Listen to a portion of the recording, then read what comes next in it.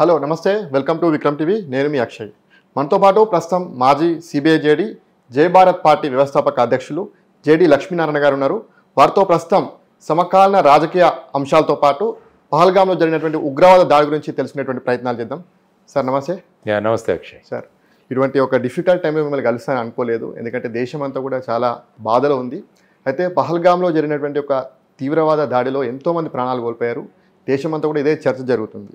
అయితే అసలు దీని మీద మీరు గతంలో కూడా టెర్రరిస్ట్ స్క్వాడ్లో కూడా మీరు పనిచేసినటువంటి అనుభవం మీకుంది. ఈ దాడిని అసలు ఎలా చూడాలి, అసలు ఈ దాడి అనుకున్న అసలు నిజాలు ఏంటి? అసలు ఇది పాకిస్తాన్ యొక్క కుట్ర. పాకిస్తాన్ ప్రస్తుతం ప్రపంచంలో వాళ్ళ అస్తిత్వాన్ని కోల్పోతుంది, ఆ భయంలో ఉన్నారు. కాబట్టి ఏదో ఒకటి చేసి వాళ్ళ ఉనికిని ప్రదర్శించాలి. పాకిస్తాన్ అన్నది కూడా ఒక దేశం ఉంది, అన్ని దేశాలు మర్చిపోతున్నాయి.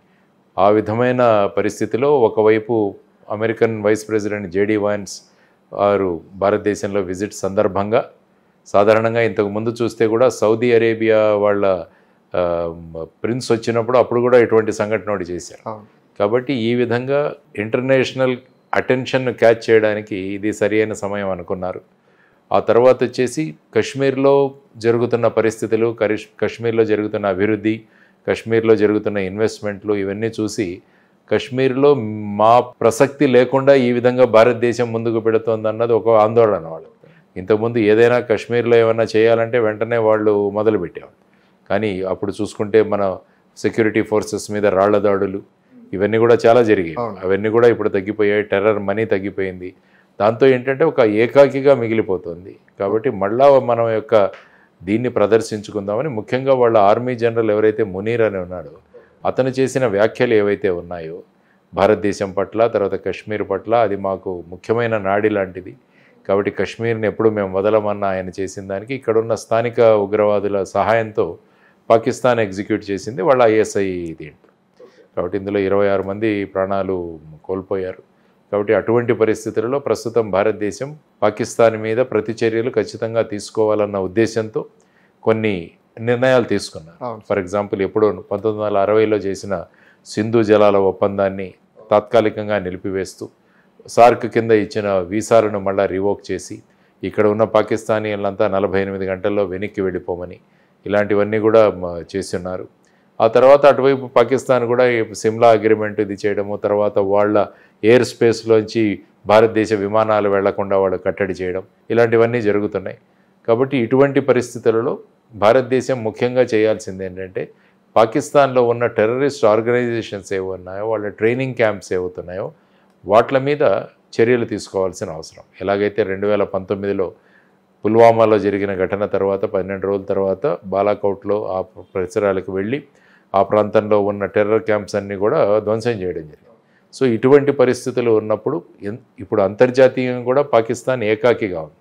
కాబట్టి దీన్ని ఒక అదునుగా ఉపయోగించుకొని, అంటే ఇన్సిడెంట్ వెరీ అన్ఫార్చునేట్, కానీ ప్రస్తుతం జరిగిన ఇన్సిడెంట్ ఏదైతే ఉందో దానివల్ల ఏదైతే ప్రపంచ దేశాలు ఖండిస్తున్నాయో పాకిస్తాన్ మళ్ళా ఒకసారి ఉగ్రవాదాన్ని పెంచి పోషించే దేశంగా మరి ఒకసారి ప్రపంచం ముందు తెలిసిపోయింది. కాబట్టి దీన్ని మనం పాకిస్తాన్లో ఉగ్రవాదాన్ని టోటల్గా అక్కడి నుంచి తొలగించే విధంగా చేయాల్సిన చర్యలు చాలా ముఖ్యం. అదేవిధంగా మనకు కావాల్సిన ఉగ్రవాదులు ఎవరైతే ఉన్నారో దావూద్ ఇబ్రాహిం లాంటి వారందరినీ కూడా భారతదేశాన్ని తీసుకొని ఇక్కడ ఉన్న చట్టాల ద్వారా వారిని శిక్షించాల్సిన అవసరం కూడా ఉంది. కాబట్టి ఇది ఈ సమయంలో భారతదేశం ఆ విధంగా ముందుకు వెళుతూ తర్వాత వాణిజ్యపరంగా కూడా వాళ్ళని ఏ విధంగా మనం ఏకాకిని చేయొచ్చు అన్నది కూడా ఆలోచించాలి.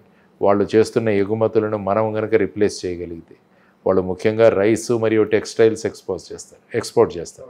కాబట్టి ఆ ఎక్స్పోర్ట్స్ మనం కనుక టేక్ ఓవర్ చేయగలిగి ఆ దేశాలకు చెప్పి ఇటువంటి టెర్రర్ని ప్రోత్సహించే దేశానికి మీరు ఎందుకు ఎంకరేజ్ చేస్తున్నారు, మేము సప్లై చేస్తామని వాణిజ్యపరంగా వారిని మనం టోటల్గా ఐసోలేట్ చేయొచ్చు. కాబట్టి ఇలా రకరకాల మార్గాల ద్వారా, స్ట్రాటజీల ద్వారా పాకిస్తాన్ని టోటల్గా ఎక్స్పోజ్ చేసి పాకిస్తాన్లో ఉన్న టెర్రరిజాన్ని కనుక మనం తీసివేయగలిగితే ఇటువంటి ఈ పరిస్థితులు అన్నవి భారతదేశానికి రావు అన్నది మనం గమనించాలి. సాధ్యమవుతుందా పాకిస్తాన్ లాంటి టెర్రరిజంని అంత ఈజీగా మట్టి కల్పించాలంటే? ఎందుకంటే ఇప్పుడు ప్రపంచ దేశాలన్నా కూడా పాకిస్తాన్ దేశం యొక్క టెర్రరిజం వల్ల వాళ్ళు అనుభవించిన వాళ్ళే. అవును. ఫర్ ఎగ్జాంపుల్ 9/11 తీసుకుంటే ట్విన్ టవర్ అటాక్, అవును, వరల్డ్ ట్రేడ్ సెంటర్ని ఏ విధంగా ఒసామా బిన్ లాడెన్ ఆధ్వర్యంలో జరిగిందో ఫైనల్గా ఒసామా బిన్ లాడెన్ని అబౌట్ ల్యాండ్లో అక్కడే చంపారు. ఫైనల్గా అక్కడే తలదాచుకున్నాడు పాకిస్తాన్లోనే. ఇది అమెరికాకు తెలుసు. ఇంకా చాలామంది అక్కడ తలదాచుకున్న వాళ్ళు అన్నారు. కాబట్టి ఈ సమయంలో వీరందరూ కలిసి కనుక చేయగలిగితే, ఎలాగైతే ఇజ్రాయెల్ లెబనాన్లో హమాస్ వాళ్ళ మీద ఏ విధంగా దండయాత్రలు చేస్తుందో గాజా స్ట్రిప్లో, ఆ విధంగా ఇక్కడ కూడా చేసే అవకాశం ఉంది. ఆ అవకాశాన్ని మనం టెక్నాలజీ ద్వారా అందిపుచ్చుకొని ఈ టెర్రర్ క్యాంప్స్ ఎక్కడెక్కడ జరుగుతున్నాయన్నది పిన్ పాయింటెడ్గా మనం కనుక పాయింట్అవుట్ చేయగలిగితే, మన దగ్గర ఉన్న డ్రోన్స్ కావచ్చు, గగనతలంలో మనకున్న జాగ్వార్స్ కావచ్చు, వీటన్నింటినీ ఉపయోగించి మనం ఖచ్చితంగా అక్కడ చర్యలు తీసుకోవాల్సిన అవసరం కూడా ఉంది. లేకుంటే ఇలాంటి సంఘటనలు జరుగుతున్నాయి. సార్, కాశ్మీర్ అంటేనే ఒక భద్రతా వలయాలతోటి ఒక కట్టుదిట్టమైన భద్రత ఉంటుంది. కానీ ఈ యొక్క పహల్గామ్లో అటాక్ జరిగిన సమయంలో అక్కడెక్కడ కూడా మన భద్రతా బలగాలు లేవు. దాడి జరిగిన తర్వాత చాలాసేపటి అక్కడికి చేరుకున్నారని కూడా కొంత అనుమానాలు ఉన్నాయి. అసలు దీన్ని ఎట్లా చూడాలి? ఎందుకు అక్కడ భద్రతా బలగాలు లేవు? ఈ ప్రాంతం సాధారణంగా ఇక్కడెక్కడ కూడా వెహికల్స్ వెళ్ళవు. ఈ ప్రాంతంలో బైసన్ వ్యాలీ ఆ ప్రాంతంలో వెహికల్స్ వెళ్ళవు. తర్వాత మనము గుర్రాల మీద వెళ్ళాలి, అంటే పోనీల మీద వెళ్ళాలి, లేకుంటే కాలినడకన ట్రెక్కింగ్ చేసుకుంటూ వెళ్ళాలి. సాధారణంగా ఇప్పుడు అక్కడ చెబుతున్నది ఏంటంటే, అక్కడ ఈ టూరిస్ట్ యాక్టివిటీలు ప్రారంభించాలంటే పోలీసులు లోకల్ అడ్మిషన్స్ పర్మిషన్ ఇవ్వాలి అన్నది. ఆ పర్మిషన్లు ఇచ్చారా లేదో తెలియదు. ఆ తర్వాత ముఖ్యంగా మీరు అన్నట్టున్నట్టు ఆ ప్రాంతంలో ఖచ్చితంగా అక్కడ మనకు పోలీస్ పర్సనల్ కానీ, ఆర్మీ కానీ, పారామిలిటరీ ఫోర్సెస్ కానీ ఉండాల్సిన అవసరం ఉంది. ఎందుకంటే వారు గనక అక్కడ ఉంటే ఈ ఇన్సిడెంట్ జరిగేది కాదేమో. తర్వాత కొన్ని ఇంటెలిజెన్స్ ఇన్పుట్స్ కూడా వచ్చాయని చెప్పారు. త్వరలో పహల్గామ్లో ఏదైనా ఒక సంఘటన జరగవచ్చు, పహల్గామ్లో ఉన్న హోటల్స్ని రెక్కీ చేశారు, ఇలాంటివన్నీ కూడా ఇంటెలిజెన్స్ ఇన్పుట్స్. కాబట్టి అక్కడ ఈ సెక్యూరిటీ ల్యాప్సెస్ ఎందుకు జరిగాయన్నది కూడా మనం డీప్గా భారతదేశ ప్రభుత్వము, అక్కడ ఉన్న నేషనల్ కాన్ఫరెన్స్ గవర్నమెంట్ వీరు మళ్ళీ రివ్యూ చేసుకోవడం చాలా అవసరం. ఎక్కడ జరిగింది, తప్పు ఎక్కడ దొరికింది, ఈ సంఘటనను మనము నిరోధించవచ్చుండొచ్చా అన్నది కూడా ఆలోచించాలి. ప్రివెంట్ చేయగలమా అన్నది, చేసిండవచ్చా అన్నది కూడా మనం ఆలోచించాలి. ఎందుకంటే 26 ప్రాణాలు పోయాయి అంటే అది చాలా it's a costly thing for them. ఎందుకంటే ఆ ఫ్యామిలీలన్నీ కూడా వాళ్ళు ఆల్మోస్ట్ వ్యక్తులను ఇప్పుడిప్పుడే కొన్ని నెలల కింద పెళ్ళి అయిన వాళ్ళు, తర్వాత నేవీకి చెందిన వాళ్ళు, ఇంటెలిజెన్స్ బ్యూరోలో ఉన్నవారు, ఇలాంటి వారందరూ కూడా ప్రాణాలు పోగొట్టుకున్నారు. సో ఇది చాలా సీరియస్గా తీసుకుంటుంది ప్రభుత్వం. ఇంకా మన లోపాలు ఏమన్నా ఉన్నాయన్నవి కూడా వాటిని కూడా ఎక్కడా కూడా వాటిని పూర్తిగా విడమరిచి ఇటువంటి సంఘటనలు రాకుండా వాళ్లకు పాకిస్తాన్లో భయం సృష్టించాలి. ఇటువంటి ప్రయత్నాలు ఎవరైనా చేసినా కూడా చేసే ఆలోచన వస్తేనే వాళ్ళలో భయం కలిగించే విధంగా చేయాలి. అందుకనే నిన్న ఆ ఉగ్రవాదులు ఎవరైతే భాగస్వాములయ్యారో వాళ్ళ ఇళ్లను కూడా అక్కడ పేల్చివేయడం జరిగింది. ఇటువంటి సంఘటనలు చేయాల్సిన అవసరం ఉంది. తర్వాత పాకిస్తాన్కి కూడా వాళ్లకు సరి అయిన ధీటైన జవాబు ఇవ్వాలి. ఆ సందర్భంగా ప్రధానమంత్రి మోడీ గారు కూడా బీహార్లో మాట్లాడుతూ ఆయన ఏమన్నారంటే, ఈ చర్యలు చేసిన వాళ్ళని, వాళ్లకు మద్దతు ఇచ్చిన వాళ్ళని, ఈ కుట్రలో భాగస్వాములను కూడా మేము వదలం, వాళ్ళు భూభాగంలో ఎక్కడ ఉన్నా కూడా వారి మీద చర్యలు తీసుకుంటామని ఆయన ప్రకటించారు. కాబట్టి ఆ సందర్భంగా ఆ స్ట్రాటజీ డెవలప్ చేస్తుంటారు. హెచ్చరిక ఇచ్చారు, ఆ స్ట్రాటజీ కూడా డెవలప్ చేస్తారు. త్వరగా ఏ విధంగా ప్రభుత్వం స్పందిస్తుందన్నది కూడా త్వరలో తెలుస్తుంది. అయితే మనం గతంలో చూసుకుంటే ఒక ప్రాంతం ఆధారంగా, దేశం ఆధారంగా ఉగ్రవాదులు దాడులు జరిగాయి. కానీ మొన్న జరిగినటువంటి సంఘటన ఒక మతాన్ని ప్రత్యేకంగా ఆధారంగా చేసుకొని, మతాన్ని టార్గెట్ చేస్తూ ఈ యొక్క ఉగ్రవాదుల దాడులు జరిగాయని చెప్పేసి ఒక సోషల్ మీడియాలో కానీ, దేశంలో కానీ బయట చర్చ జరుగుతుంది. అసలు ఇది ఎంతవరకు నిజంగానే ఆ స్థాయిలో మతం ఆధారంగా దాడులు జరిగినాయా? యాక్చువల్గా మీరు చనిపోయిన 26 మందిలో చూస్తే ఐ థింక్ 23 మంది హిందువులు. అవును. అక్కడ పోనీ ఆపరేటర్ ఒక అబ్బాయి ఉన్నాడు, సలీమో ఏదో పేరు, ఆ అబ్బాయి. తర్వాత ఒక క్రైస్తవ మతానికి చెందిన వ్యక్తి, ఇంకొక వ్యక్తి యొక్క ఇది తెలియట్లేదు.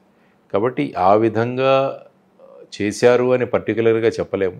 ఆ తర్వాత ఈ ఎవరైతే మిగిలిన వాళ్ళు ఇచ్చిన పరిస్థితుల్లో వీళ్ళు ఈ ముస్లింలా అన్నది చెక్ చేసుకొని, హిందువులా అన్నది వాళ్ళు కన్ఫర్మ్ చేసుకొని, ఆ తర్వాత వాళ్ళను చదవడానికి కొన్ని విషయాలు చదవమని చెప్పి అది లేకుంటే వాళ్ళని ఫైర్ చేయడం, ఇదంతా కూడా అక్కడ ఈ ఇంజ్యూర్ అయిన వాళ్ళు మిగతా వాళ్ళు చెప్పిన విషయం.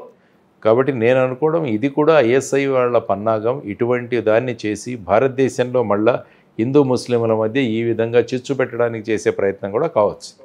సో ఆ విధమైన ప్రయత్నం కూడా అవుతుంది. ఎందుకంటే దీన్ని దేశవ్యాప్తంగా విస్తరింపజేయాలంటే ఇటువంటి విధానాల్ని మనం ప్రవేశపెట్టగలిగితే, ఈ ఆలోచన ప్రవేశపెట్టగలిగితే ప్రజలు మళ్ళీ ఈ విధంగా కొట్టుకుంటుంటారు భారతదేశంలో అన్నది కూడా వాళ్ళ స్ట్రాటజీ కావచ్చు. సో ఇది కూడా మనం జాగ్రత్తగా చూడాలి. ఒకవేళ నిజంగానే హిందువులను టార్గెట్ చేస్తూ కూడా ఉగ్రవాదులు దాడులు చేయొచ్చు కదా, అందులో కూడా అవకాశం ఉంది కదా. ఉంది, ఎందుకంటే ఉగ్రవాదానికి ఏ విధంగా కాదు, ఉగ్రవాదం అన్నది బేసిక్గా దేశంలో అస్థిరతను ఎలా స్థాపించాలి, అస్థిరత ఎలా తీసుకురావాలన్న దాని మీదే వాళ్ళు వర్కౌట్ చేస్తారు. కాబట్టి ఎన్ని మార్గాలు ఉంటే అన్ని మార్గాలు కూడా వాళ్ళు వినియోగిస్తారు. కాబట్టి అటువంటి దానికి మన వాళ్ళు బలిపడకుండా, అటువంటి ఆలోచనలను మనము దాన్ని ప్రాపిగేట్ చేయకుండా, భారతదేశం ఎప్పుడూ కూడా ఆతంకవాది చర్యలు లేకుంటే ఉగ్రవాద చర్యలు జరిగితే ఒక భారతదేశంగా స్పందిస్తుంది అన్నది మన వాళ్ళు చక్కగా మెసేజ్ ఇచ్చారు.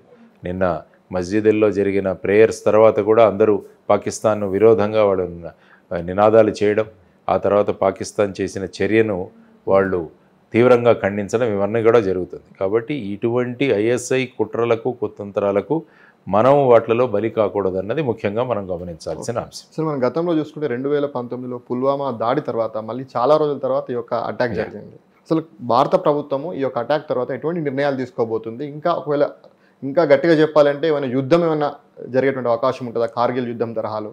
ఎందుకంటే యుద్ధం అన్నది అంత సులభమైన విషయం కాదు, మనం అనుకుంటాం. ఓకే, మన ఇంటి పక్కన ఏదైనా గొడవ అయితే మనం 10 సార్లు ఆలోచిస్తాం ఏం చేయాలని.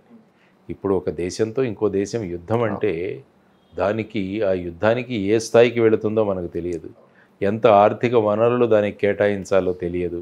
సో ఇవన్నీ కూడా అన్ఆన్సర్డ్ క్వశ్చన్స్. సో వీటన్నిటితో పాటు భారతదేశం ఇది ఒక ఆప్షన్ ఉంటుంది ఫైనల్గా, that is ultimate option. Option కాకుండా టెర్రరిజాన్ని ముఖ్యంగా ఆ పాకిస్తాన్ భూభాగంలోంచి తీసివేయడానికి ఏం చేయాలన్న దాని మీద ప్రస్తుతం భారతదేశం కాన్సన్ట్రేట్ చేస్తుందని నేను అనుకుంటాను. ఏ విధంగా మీరు అన్నట్టు పుల్వామా తర్వాత బాలాకోట్లో ఏ విధమైన సర్జికల్ స్ట్రైక్స్ జరిగాయో ఆ విధమైనవి ప్లాన్ చేస్తుండొచ్చు.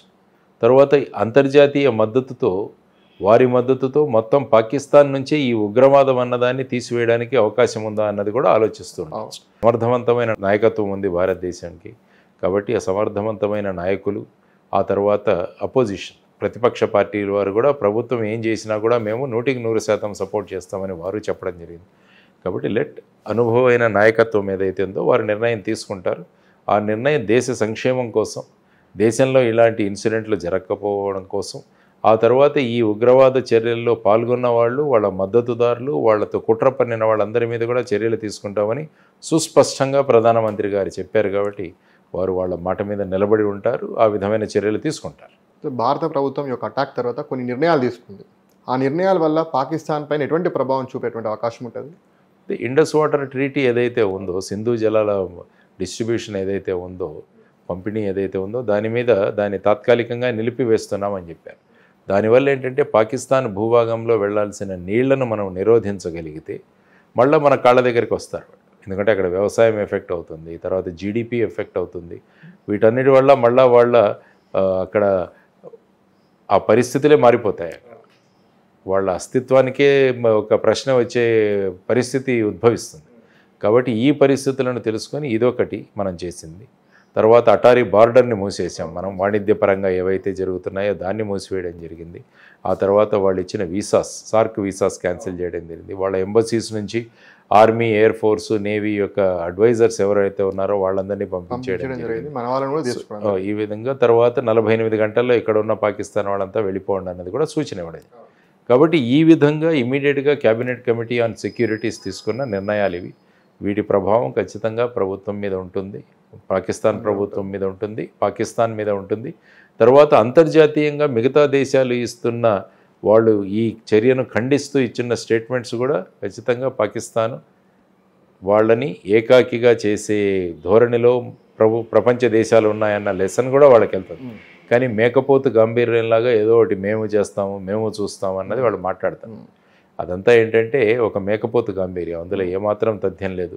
మా గగనతలం మీద మీ విమానాలను మేము వెళ్ళనివ్వము, తర్వాత వచ్చేసి సిమ్లా అగ్రిమెంట్ను మేము రద్దు చేస్తున్నాము, తర్వాత మన ఎంబసీలో ఉన్న వాళ్ళని కూడా వెనక్కి తీసుకువెళ్ళండి అన్నది, ఇలాంటివి రకరకాలు వాళ్ళు మాట్లాడుతున్నారు.